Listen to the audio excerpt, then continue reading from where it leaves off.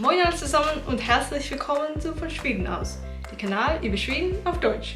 Heute haben wir was sehr Interessantes vor, weil wie ihr wahrscheinlich schon wisst, komme ich selbst aus Schweden, aber bin letztes Jahr in Deutschland geworden als eine Austauschschülerin. Ich war da mit der Austauschorganisation YFU, Youth for Understanding, und die ganze Erlebnis hat mir so sehr gefallen und ich dachte, ich muss halt ein Video machen, nur um Danke an Deutschland zu sagen. Es ist so ein tolles Land, ich muss was zurückgeben. Und deswegen mache ich heute ein Video, um was ich so besonders an Deutschland finde. Aber ich mache das heute nicht alleine, weil ich habe Hilfe von meinen Austauschfreunden bekommen. Hier haben wir also das Beste mit Deutschland von meinen Austauschschülern der ganzen Welt. So, ich werde die heute mit euch mitteilen und einfach Danke sagen für, dass ihr unser Jahr so toll gemacht haben.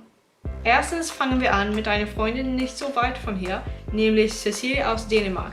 Das Beste bei meinem Austausch waren die Möglichkeiten, was Neues auszuprobieren. Du kannst fast machen, was du willst. Das Beste beim Deutschland für mich war meine Familie und meine Freunde. Die sind immer für mich da. Wir haben tolle Erinnerungen und ich freue mich schon auf Besuch nach Sommerferien. Ich habe auch viele tolle YFU-Seminare mitgemacht und ich habe dadurch viele neue Freundschaften gefunden. Das ist total wahr. Ich habe ja zum Glück viel deutsche Freunde gefunden während des Jahres, aber ich habe genauso viel YFU-Freunde und wir sind wie eine ganze große Familie und ich bin sehr froh für all die harte Arbeit, die YFU macht, um uns so ein schönes Erlebnis zu geben. Der nächste kommt von meiner Kumpel Bilge aus der Türkei. Ich habe es sehr gut gefunden, dass es in Deutschland so viele Kulturen zusammen waren und ich einfach in meiner Schule gute Freunde finden könnte.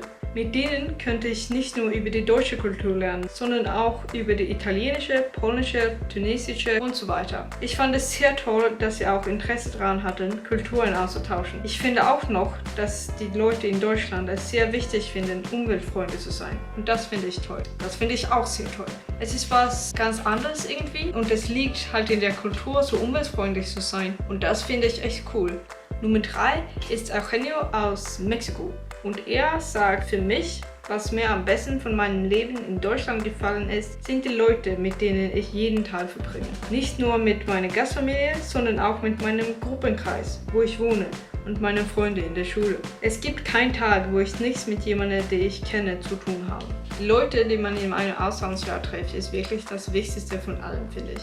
Es ist ein Jahr, dem man weg ist, aber die Leute werden immer da bleiben. All diese Kontakte, die man knüpfen während des Jahres, das ist wahrscheinlich das Beste des Erlebnisses, werde ich sagen.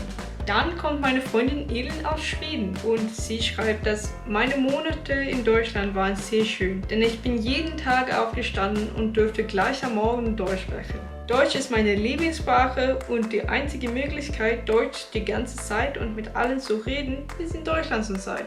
Ja, das ist ja natürlich wahr, wenn man nicht in irgendwelche deutsche Gesellschaft in Schweden oder wo immer wohnt.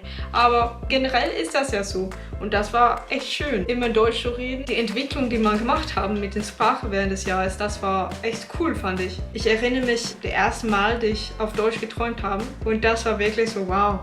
Okay, ich fange jetzt an, die Sprache wirklich zu lernen. Das nächste kommt von meinen deutschen Nachbarn oder ja, fast Nachbarn. Wir wohnen echt in der Nähe voneinander in Deutschland. Und das ist Justu aus Italien und er schreibt, ich mag die Ordnung in Deutschland, die auf den Straßen zu finden ist. Es gibt auch Stereotypen, die nicht wahr sind.